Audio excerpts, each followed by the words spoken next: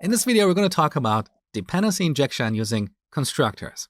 So we don't want our tax report class to be dependent on a concrete implementation. We want it to be dependent on an interface. So I'm going to change the type of this field with our new interface, tax calculator. We should also get rid of this new statement. We don't want our tax report to know anything about this concrete implementation, like it doesn't even exist. So we're going to add a parameter here of type tax calculator and use this to set our field. So we set this.calculator to calculator. This is what we call constructor injection.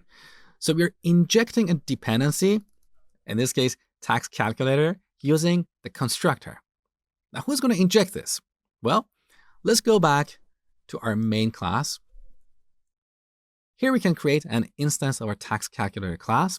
So calculator equals new tax calculator 2018. So here we're dealing with a concrete implementation.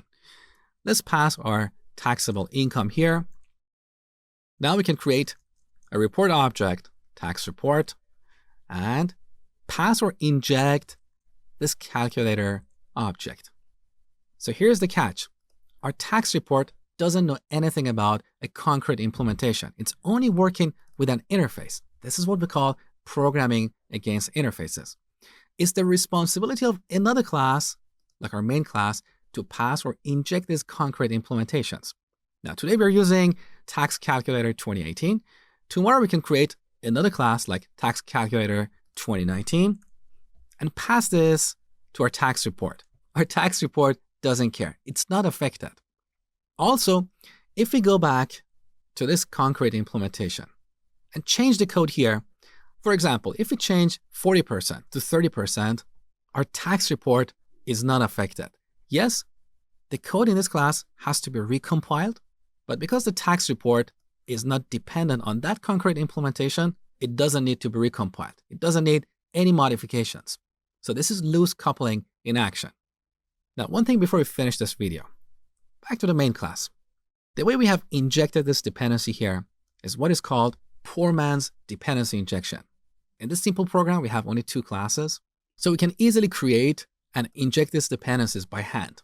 But in a large application, you might have hundreds of classes, and these classes might have several dependencies.